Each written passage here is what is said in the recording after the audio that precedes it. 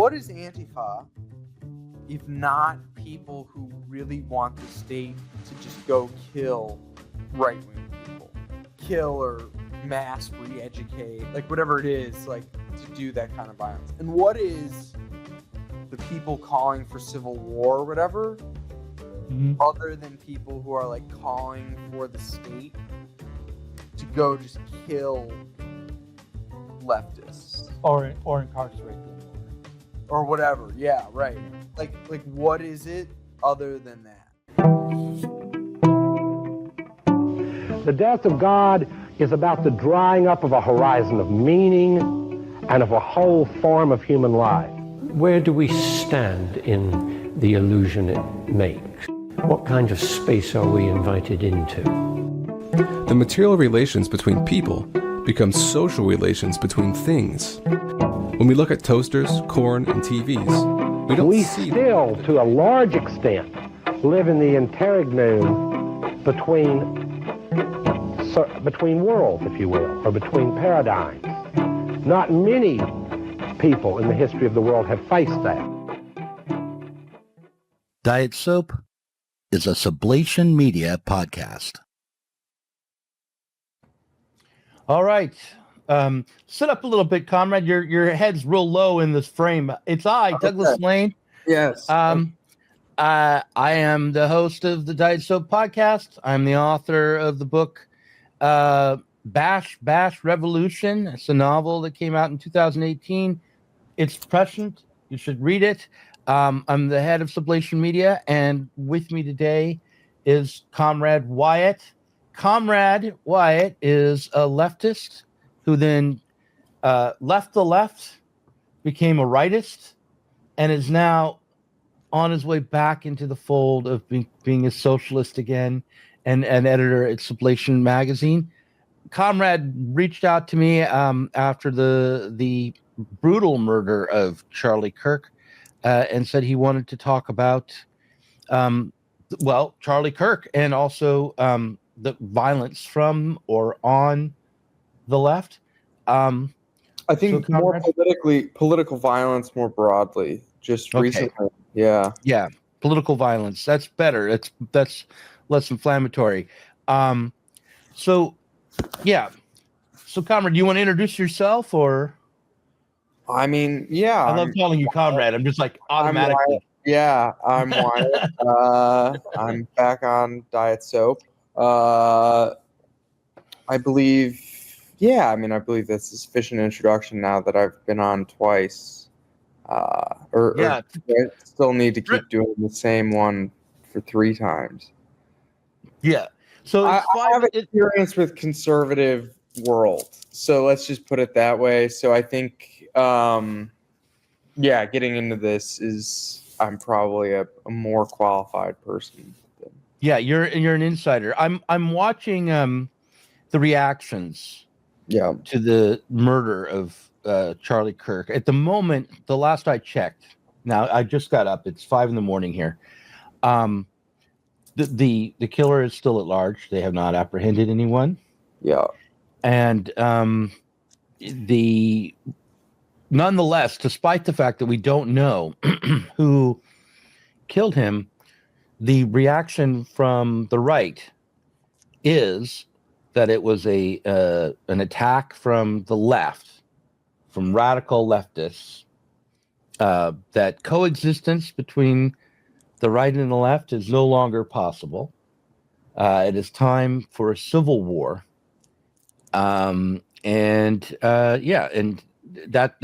sentiment seems to be coming down from the very top, from Trump all the way down to a random right winger on Twitter. And I'm surprised, and I'm not surprised, but what is surprising to me, what I did not know, was that Charlie Kirk was beloved. I had no idea. I mean, to me, Steven Crowder, Charlie Kirk, Ben Shapiro, they're all doing the same. They were all doing the same act. Of course, I feel terrible that Charlie Kirk was murdered. I saw the footage. It was brutal and awful. I mean, horrible. Horrifying. He's so young. Yeah. So like anytime a young man like that is murdered in his prime, and when he has a family, I feel terrible. It's awful. Yeah. But I didn't have any idea that he was so beloved. And is this something that's happening after because of the brutal murder, or was he truly a figure that was beloved on the right? So I think there's sort of two answers to that question, and they're both correct. One is that Charlie Kirk was beloved, and I do think, but I don't necessarily think that was because of the things that people who aren't on the right necessarily see. So, it's not so much an issue. If you're not on the right, you see his YouTube clips, you see his debates or whatever. Mhm. And, that's sort of one thing. But I think what actually made Charlie Kirk loved was his really indispensable movement organizing and political organizing of young people. Youth vote is, for the first time in probably over half a century, up for grabs now. I mean, it's a 50-50 vote in America. And that is in no small part due to Charlie Kirk. I would say probably as much as 10% of that is because of Kirk's indirect influence. And Charlie Kirk really did change the game for conservatives trying to build political movements, trying to win. Now, the second possible answer to that question is yes, a lot of it is after, including myself. I never was a Charlie Kirk fan, never really watched his videos, did sort of know of his importance to that sphere. In fact, I barely missed, I was going to meet him. I could have possibly met him at Claremont, and I just missed that because he was coming for the Lincoln Fellowship that year. And I just couldn't make it to the Lincoln Fellowship. I wasn't going to be there as a Lincoln Fellow. I was going to be there as the intern, but I couldn't go as the intern. Anyways, a lot of people like myself who weren't necessarily Charlie Kirk fans, he definitely had his audience was not really for more intellectually oriented people. It wasn't for dumb people either, but it wasn't for, people who are more ready to go deep into the primary sources. But for people like us, it was extremely sad, and he was beloved, because here was a guy who did actually put his life on the line, I think more importantly than for the conservative movement, but for sort of a general principle of free speech. Because he was, people really do forget the dark ages of colleges from that era of like late Obama era all the way into maybe a year ago. It's already sort of forgotten how bad colleges were for a period. And here was a guy, he was the first guy, as far as I know, to go on to these college campuses. And people can debate whether it was in good faith that he was holding a debate. I do think it was good faith. There are people who tried this sort of model in bad faith, like Milo Yiannopoulos. That was always in bad faith. But I do think Kirk was more or less usually debating in good faith. And my evidence for that is just that Kirk actually changed his opinion quite frequently. Unlike a lot of conservative influencers. I mean, Kirk went from being very much a Tea Party sort of cut taxes Republican to, people would go up to him in the debates and be like, why aren't you talking about this culture stuff? Why aren't you talking about this? Why aren't you talking about that? And he would change his opinion. And that includes sometimes opinions from the left. I mean, really dumb people online are claiming Israel shot him, which is not true. But he did actually change his mind and said, look, I think Israel, needs to tone down some things. I think, we need to be able to have more of a discussion about Israel. So he was perfectly willing to change his mind, both from engagement with the right and engagement with the left. And so I do think it was more or less in good faith. And he pioneered that much more so than some of these other people like Crowder and Yiannopoulos. He was really willing to actually do that in a way that wasn't totally, that was constructive to some degree, at a time when free speech on college campuses was non-existent. So, those of us who weren't necessarily into his thing, we still recognize that contribution, and it's made him beloved in his afterlife. Even if he wasn't beloved in the middle of his life. Yeah. So to give a perspective on it, to go back a decade, in 2015, what was going on, this would have been around the time that Charlie Kirk, I guess, would have been 20, 21 years old. What was going on college campuses was stuff like this. The point is, this is a confrontation after an email was sent out telling students that, and the whole University of Yale, that the people ought to be able to make their own decisions about what they wear for Halloween without being directed by the college administration as to what was acceptable and what wasn't. And that sparked a protest from the students who thought, no, we don't want to have the right to pick what we wear for Halloween. And it's because other people have rights too, not just walk away. Listen, that doesn't deserve to be listened to. In unsafe space here, for all stay quiet. For all Stillman students. You understand that? As your position as master, it is your job to create a place of comfort and home for the students that live in Stillman. You have not done that. By sending out that email, that goes against your position as master. Do you understand that? Then no, I don't agree with that. Then why the fuck did you accept the position? Because Who the fuck hired you? I have a different vision than you. Step down. If that is what you think about being a master, you should step down. It is not about creating an intellectual space. It is not. Do you understand that?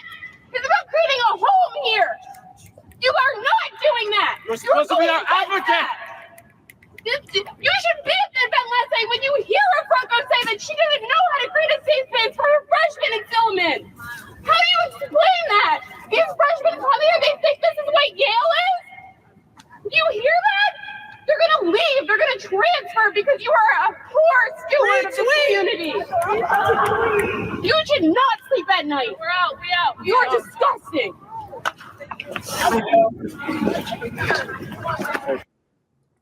All right, that's good enough. So that was what we wanted.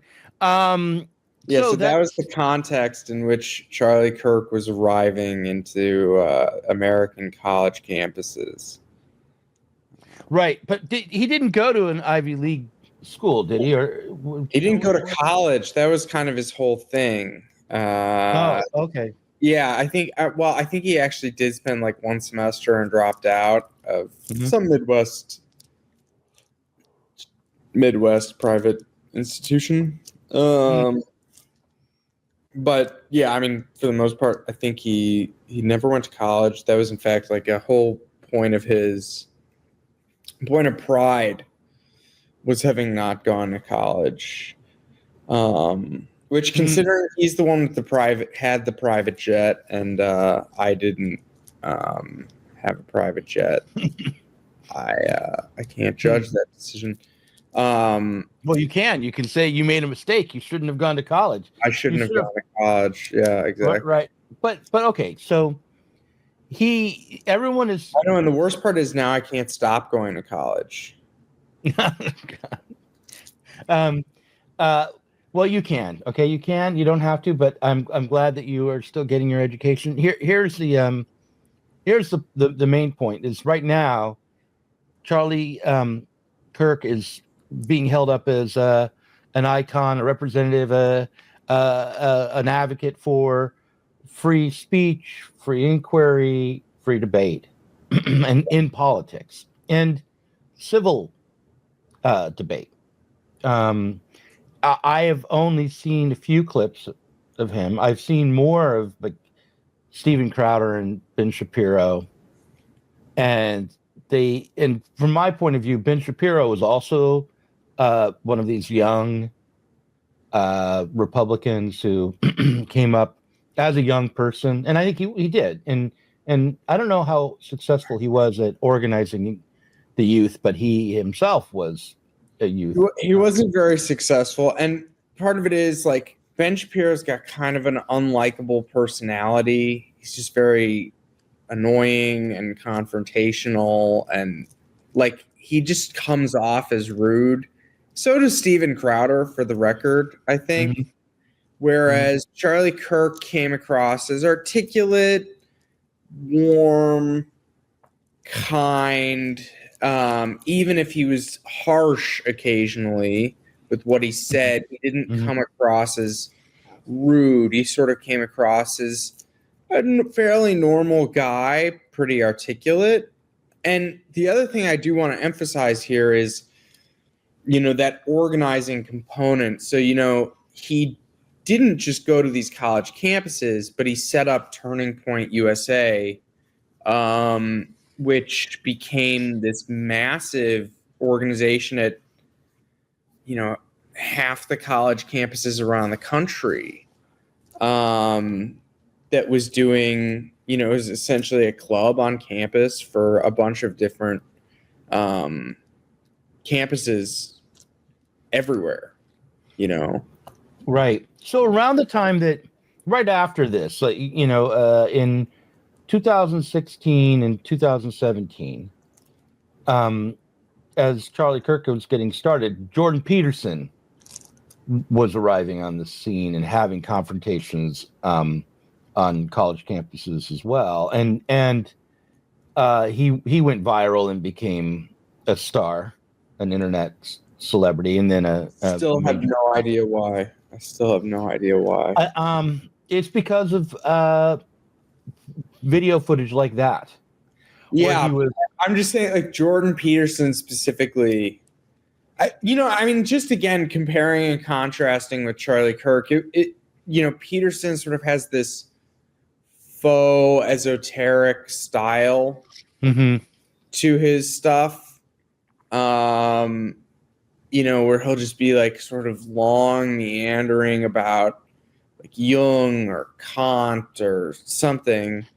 And then like eventually he'll drop like, something about how like whatever the issue is he's talking about, and that'll get people riled up. And I just can't that didn't have the same sort of mass appeal, I think, as Charlie Kirk. I don't want to like overly lionize or sort of, claim that Charlie Kirk is sort of the only one who could do what he did. But I will say just Jordan Peterson, I wouldn't compare the two because, again, also there's that organizing component, and there's just the fact that, when I look at a lot of these other guys, I look at Shapiro, I look at Jordan Peterson, I look at Crowder, although I don't know, is Crowder still around? I don't know. I thought he had like some thing with his wife or something. I don't know. When I look at them, their audiences today lean a lot more right wing, or not right wing. Lean a lot more older, whereas Charlie Kirk's has remained a young audience for the most part.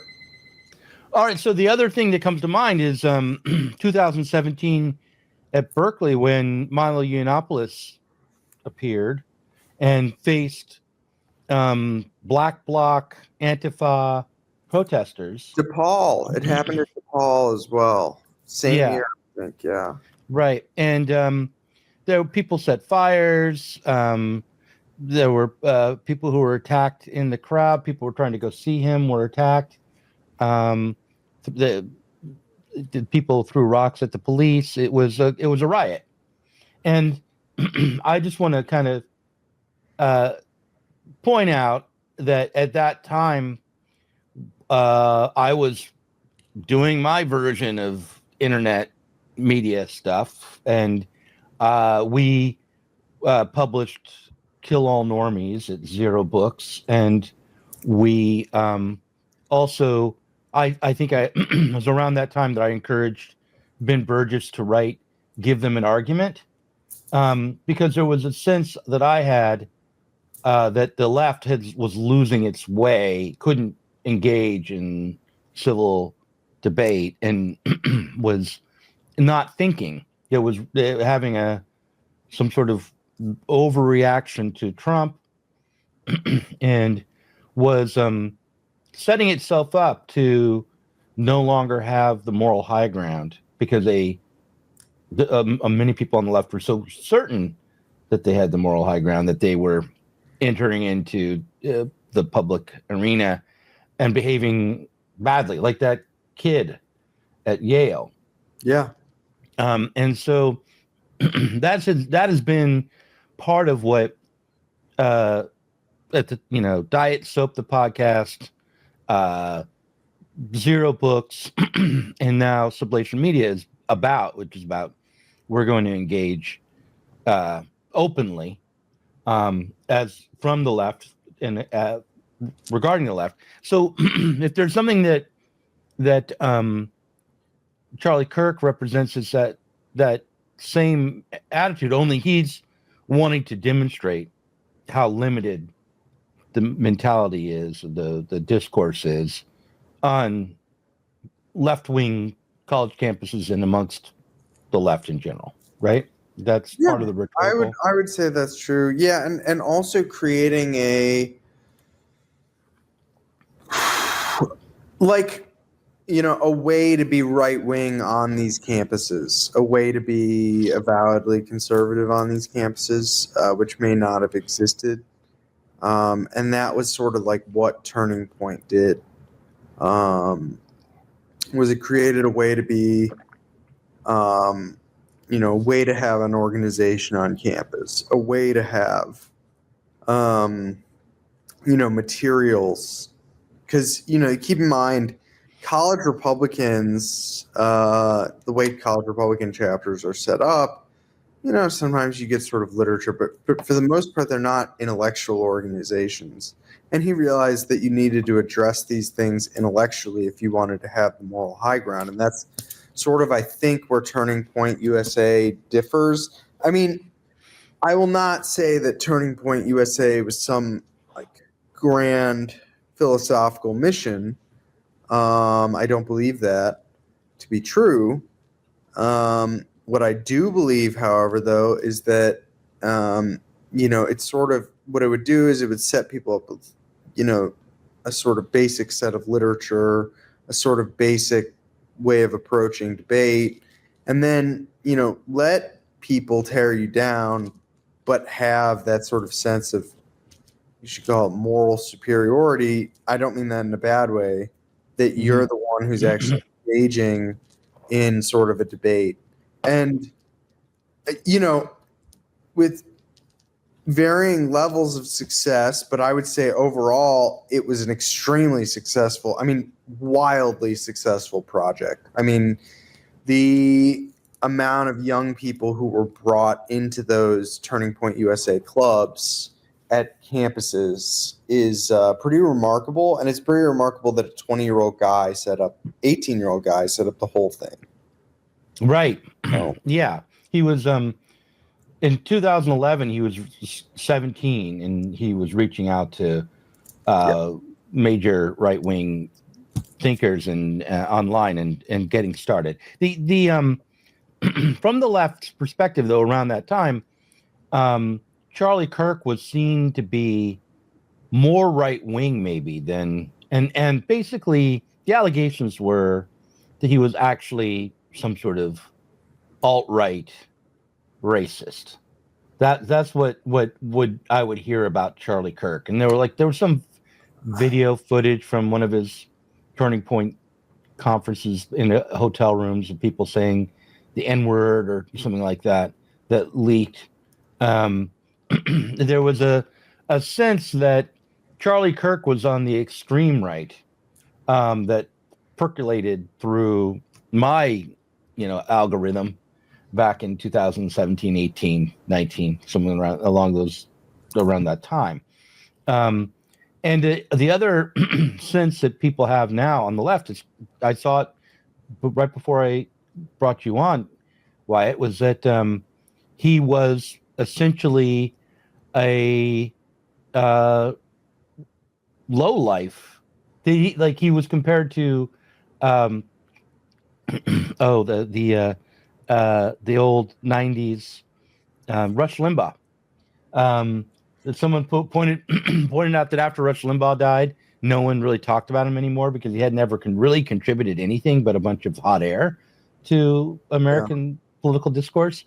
And they're saying the same thing's going to happen to Charlie Kirk, that he just profited from spreading hate and misinformation around. Brianna Joy Gray is quoting him on Twitter and very upset with Ezra Klein at the moment. Ezra Klein said Charlie Kirk did American politics the right way. And she said, oh, I see. Being racist towards black people, that's the right way to do American politics. I get it. and she's quoting him where he's talking not at all kindly about black politicians and leaders, saying, "Oh, look, here's another action hire," and things like that. I think we have to separate two things here. So the early Charlie Kirk was like I said, like sort of Tea Party, libertarian-ish, and he was having like half his stuff was like, I'm gonna have the trans black person on to like talk about how they support free markets, stuff like that. So I don't know how people thought he was all right. I didn't know that. I didn't know that people thought that. I never thought of him that way. People don't pay attention. They just take. It never really struck me as that. In fact, he got attacked a lot. I mean, that's where the whole like Griper Nick Fuentes thing comes from. Was they would go to his events and then push him from the right. And that was like a big thing in like 2018, 2019, 2017. Was like he would have like a trans person on the stage with him to talk about free markets. And he would be like, and they'd be like, why are you doing this? Like all of that. So I don't really know where this stuff comes from. I will say though, after like the 2020 election, he did make a very sharp right turn on culture, on race, on gender. Now, what does that mean to take a sharp right turn on race and gender and sex? And well, I mean, on the transgender issue, it means that you don't believe there's such a thing, really, in any real sense. It means that you do believe that, blacks are at fault for their lower. It's like the lower educational achievement or professional achievement. Or at the very least, black culture, or maybe not blacks, like on an individual black people on an individual basis, but Mhm. blacks as a sort of collective. Right. So you would align with Glenn Lowry, who says that they have to address the culture of poverty and Yeah. He might even go a little further, and I don't really want to get into that. And then Mhm. yeah, I mean, yeah, exactly. I mean, he would say stuff like that. And Mhm. the trans Was he an IQ guy? Was he a big I don't think biological? he was a big IQ guy, but there was the thing Charlie Kirk did do that I suppose could have infuriated the left is he broke the firewall around Steve Saylor in the mainstream conservative world. Just keep in mind, Charlie Kirk, like, if you think of the conservative movement as like, here's the conservative movement. There's kind of on the outside, there's some fringes, and they don't really get to be in that big, swath of people. Tell me about Steve Saylor. I don't even know who that is. So you gotta catch. Oh, Steve Saylor is he's sort of the journalist who does. I'm just going to oversimplify, but he's a journalist who sort of popularizes it's not just race and IQ, but like a whole set of sort of statistics based, very heavily like sort of statistics-based journalism on racial issues, gender issues, etc. And he's sort of an older, in many ways, he actually, he's sort of like a pre-neocon, actually, in his politics, like pre what we call the neocon, like the foreign policy neocons, neocons that were neocons on domestic policy. I would say that's what Steve Saylor is, but he was sort of excluded from the conservative movement in the 90s because he got very into some of the racial stuff. He's not I don't think Steve Saylor is particularly harmful. I think Steve And Saylor Charlie Kirk platformed him. Yeah. And mainstreamed him in the mainstream of the conservative movement. Like you then had like Don Jr. was then sort of given permission to then like be quoting Steve Saylor. Okay. Like certain things Trump said on the campaign were like slogans Steve Saylor came up with. So, are based in that. So that I suppose could be a real, like, when people say Charlie Kirk was racist, I guess like that, the sort of Steve Saylor mainstreaming is what would plausibly count. So is he kind of, Steve Saylor is sort of like a Charles Murray figure? Yeah, he's kind of a Charles Murray type figure. So he's not like Charles Murray wrote The Bell Curve, and it was back in 1994. And he's also written a lot of other stuff, Charles Murray, which nobody really likes to talk about, that has nothing to do with race and IQ. So I know. Around this time when like the Bell Curve doesn't really have the Bell Curve has one chapter on it, and the rest of the book is just about like if you're like the best plumbers are the highest IQ plumbers, and the worst plumbers are the lowest IQ plumbers. Right. I mean, Charles Murray was writing around the time, around 2017, I think, had another book that was not about race, but just about class. Yeah, it was about, they're all about class. I mean, the Bell Curve, the real like thing about the Bell Curve is what he's noting is that intelligence has become the sort of way in which class is constructed in America. So like IQ now correlates extremely well with class in America. And that was not always the case. That was like a new invention. Class as income? Right? Yeah, he's defining class by income. Yeah. So that's maybe a deficiency in his method.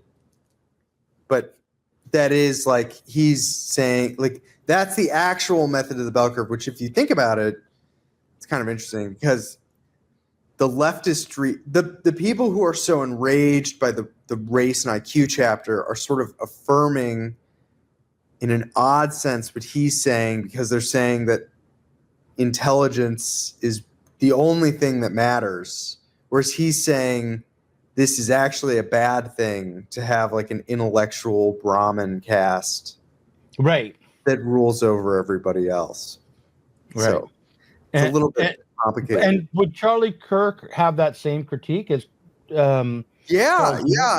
In fact, I mean, that back to like his whole thing about going to college. Like, I think a major reason he didn't was he wanted to be in the, with the people who weren't going to college, and he was a huge promoter of, like the trades and tradesmen, and stuff like that.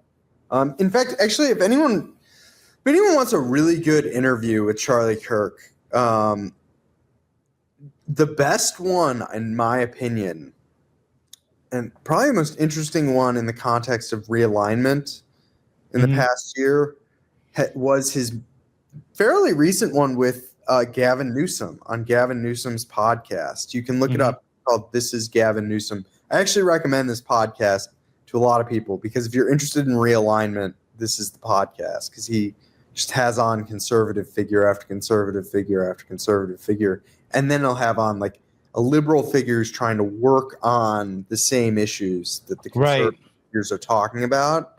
So it's a really fascinating podcast. Gavin Newsom is trying to take up the Trump phenomenon and bring it into the Democratic Party. Right. So like an interesting thing, I don't know. I don't want to get off on a tangent here, but like a lot of the conservative people he has on, they talk about the crisis in men, like young men not doing well. And then he had on Richard Reeves, who's sort of this wonky DC progressive, to go on and talk about like how like the sort of wonky way we're actually going to fix this problem, as opposed to like turning it into a culture war issue. Like, how do we actually make sure men achieve? So that I thought that was really interesting, because it's like the things Richard Reeves was saying, like the sort of hardcore feminist wing of the Democratic Party would dislike even discussing them. But ultimately, they're just sort of wonky progressive proposals to like fix the problems with men. Right. Right. And so it's like, it's an interesting podcast. But anyways, if you want a good interview with Charlie Kirk that I actually think lays out his thought, especially when it comes to college and college education and sort of the intellectual, cognitive bourgeoisie, if you will, I actually think that is a really good interview to listen to. So what I have noticed, and maybe we can segue over into, maybe we can wrap this up in a minute, but before we do, segue over into a different discussion, is that after the assassination of Charlie Kirk, which I want to know what you think about that and why you think that happened. But I'm seeing people on the right who are fans of Charlie Kirk, but also more importantly, I think Trumpists and various types, claiming that in a way, Charlie Kirk's experiment in civil debate and his attempt to do politics within civil society and through the free exchange of ideas has come to an end. That bullet demonstrates that the left simply cannot be reached intellectually or openly or fairly, and that because we're dealing with violent, bad faith actors, they're saying that now it's time to go to war. And what that means, I can't really quite tell. Some people are saying this is going to be a civil war. The line is, we cannot coexist. It's the end of tolerance. And I'm thinking, what are you going to do? You're going to go beat up your 75-year-old boomer, liberal, Democrat, feminist neighbor Yeah. What do you take her cat from her?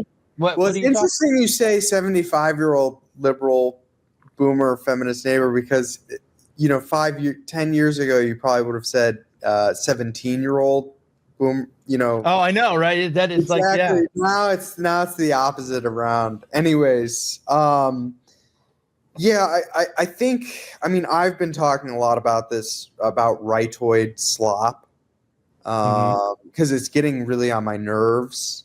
But it's a lot of appeals to sort of the lowest common denominator emotionally, getting people riled up for no reason. And a lot of it, it's like, we're going to go harder than ever. It's like, well, okay, that just means you're going to vote Republican the same amount you've been voting Republican. Right. It's like, it's not. So you're going to remember when the election is, and you're going to show up. Yeah, exactly. It's a little silly, and I do think a lot of it though is American politics and the internet age, and this sort of segues into, I think, talking about the emergence of political violence in the last couple years, more broadly, has gotten really, really emotionally charged. It's gotten very massified, but in a really weird way, in like a fractured way. Like, it used to be massified in sort of a homogenous way, and now it's become massified like everyone can have their opinion, and they can share their opinion with a little cult of like 20 other people. And maybe there's some bigger cults and some little smaller cults. Damn, I almost said littler. But they're just sort of riling each other up within these sort of little fandoms. And I do think that's that's a lot of where this comes from. And I do think there was a heavy I had an emotional reaction. I do hope the killer gets the death penalty. I think if anyone, if anything, generally speaking, deserves the death penalty, it's like a political assassination and you're ahead of your skis here. I hope they catch him.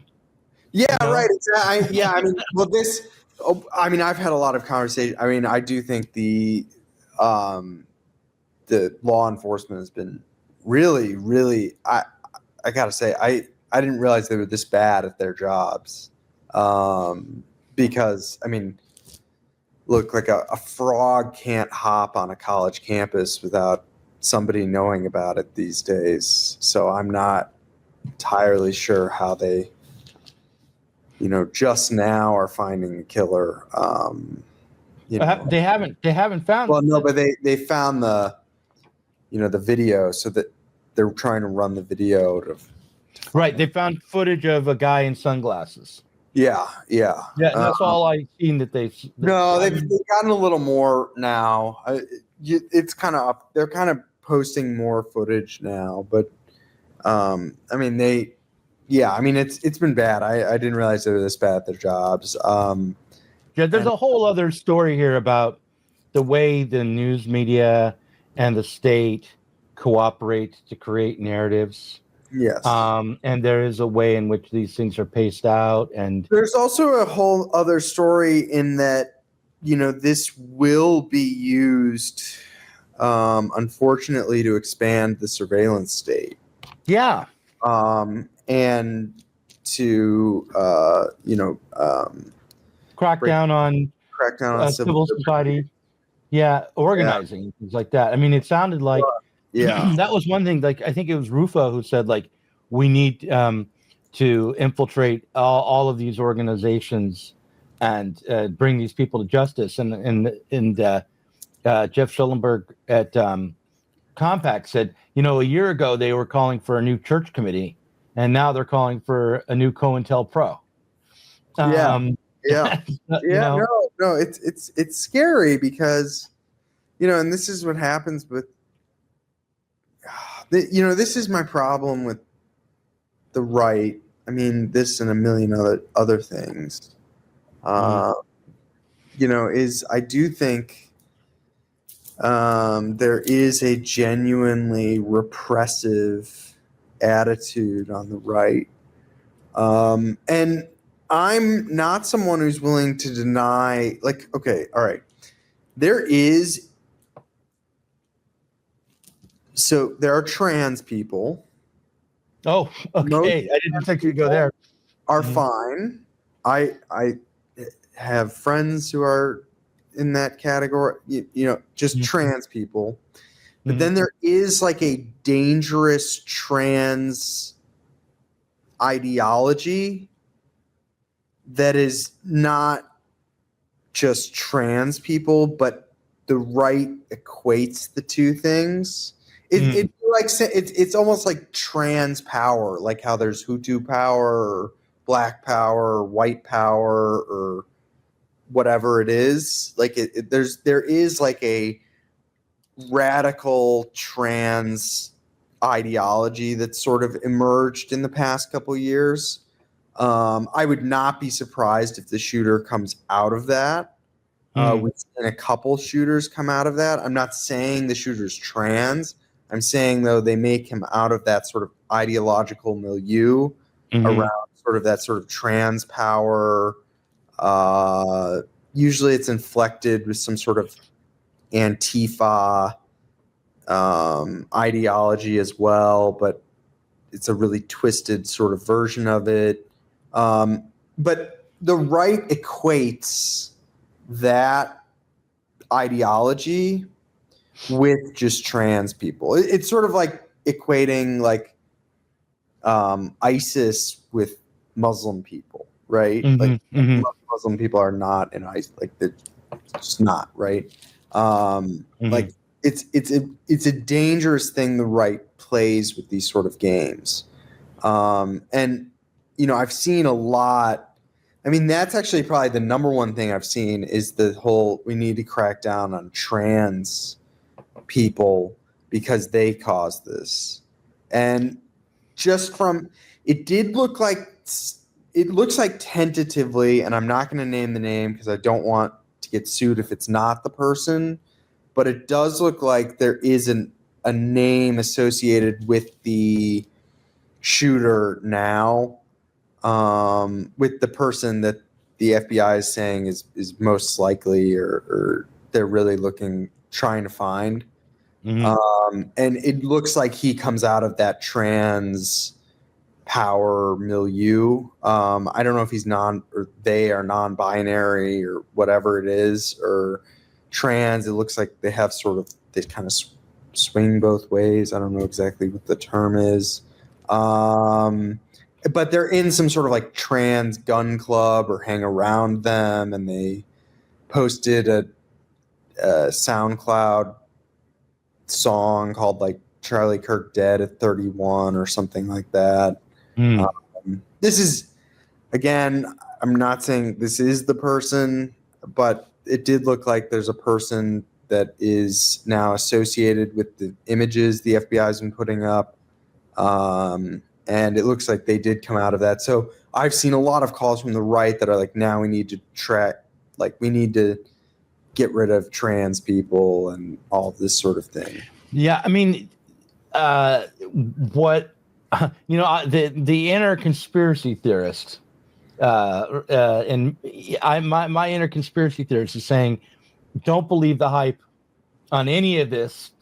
That this is a narrative that's being spun. It's not because I want to protect trans activists. It's just like, oh yeah, any convenient little. It's MK Ultra every time. Is what I want to say. Like they're all these things are orchestrated. Now, obviously, that I don't literally believe that, but they're like it's really a combination of things. But what we should definitely be aware of, I think, is how all of these stories are put together in such a way that opportunistically the state and the intelligence community is going to take up more resources and get more power and dictate to us how things are going to go in our lives. And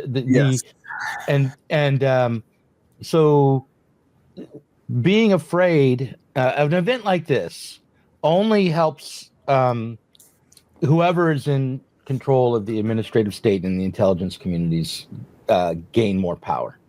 And that's what's really tragic about it. I mean, other than the fact that Charlie Kirk was so young, he had 2 small kids, a wife, a whole life ahead of him, and was not, whatever his beliefs were, was participating in society in a way that we want to encourage, right?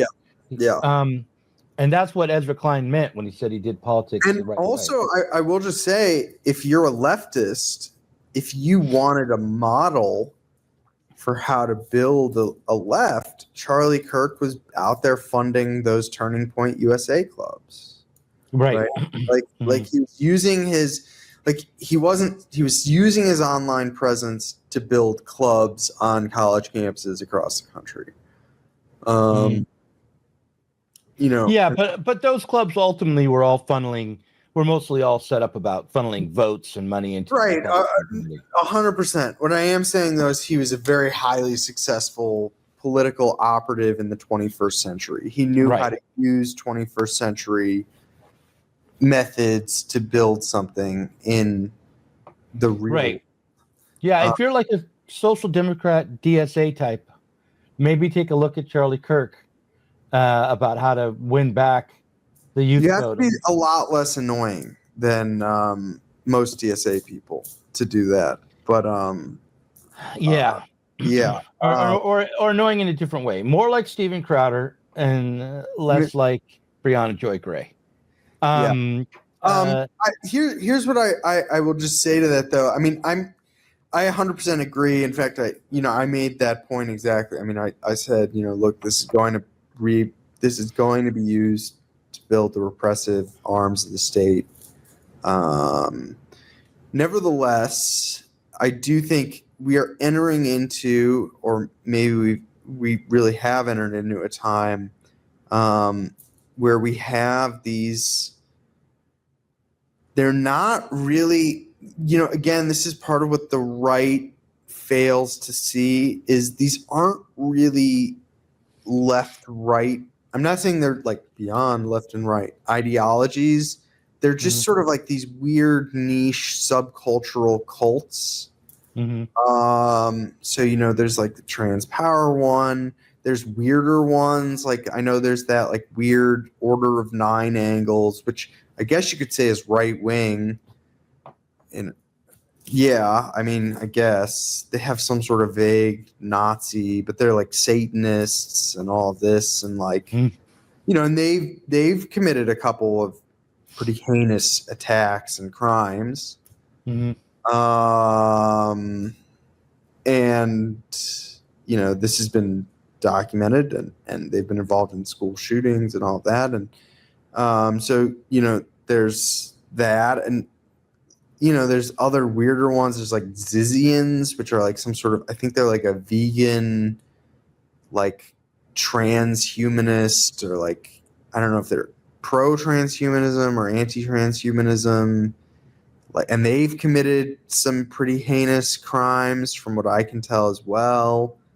And so we're entering into this time where it's like just weird sort of niche ideology that is sort of a result of everyone having internet access and being able to be brainwashed into, like, instead of being brainwashed into like the Democrat and Republican movements, you're just sort of brainwashed into these really weird niche subcultures.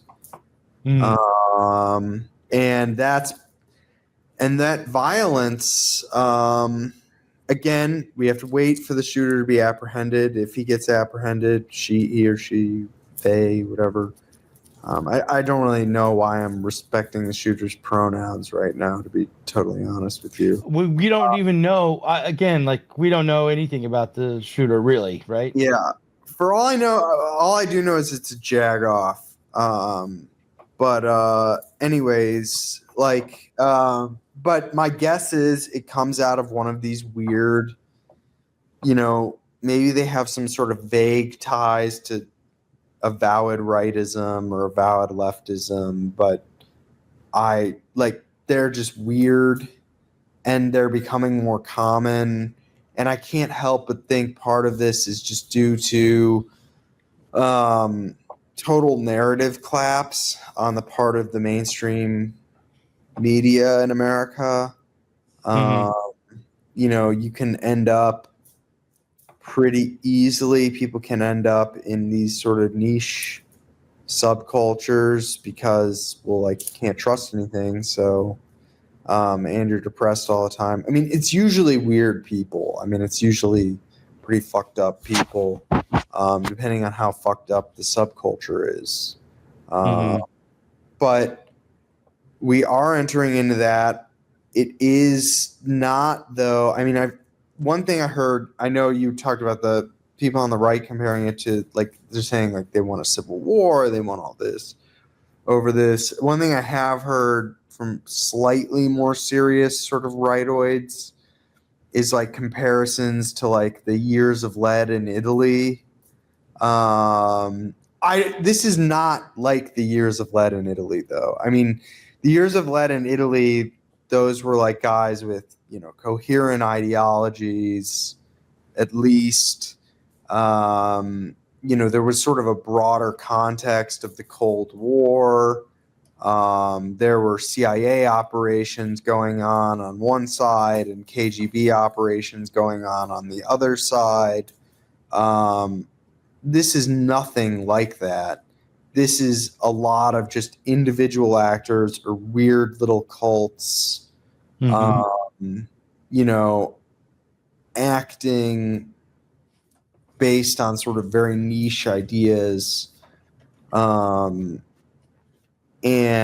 that and it's not tit for tat.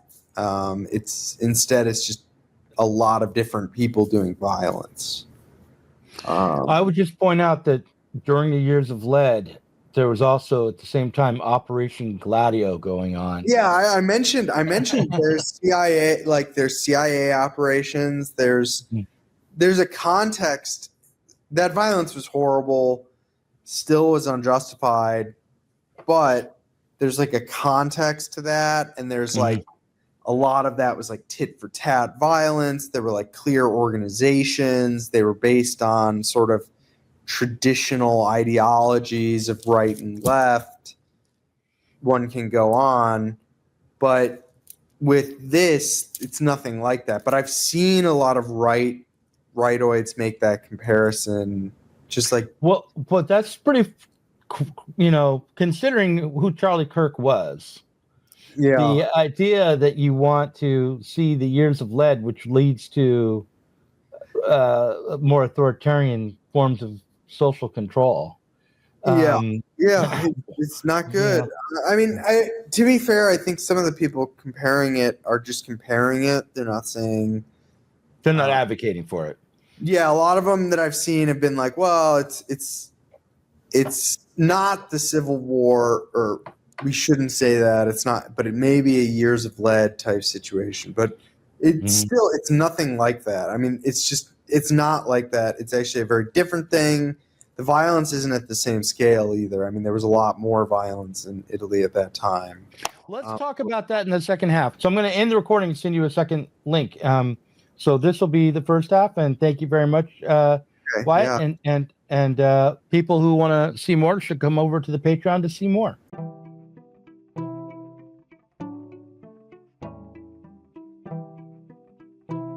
If you enjoyed this conversation, please do consider supporting us on Patreon. Our patrons help to make sure that Sublation Media can continue to provide interviews, videos, books, and articles that are critical of the left from the left. If you are tired of remaining stuck within bourgeois ideologies and politics, help us sublate them both.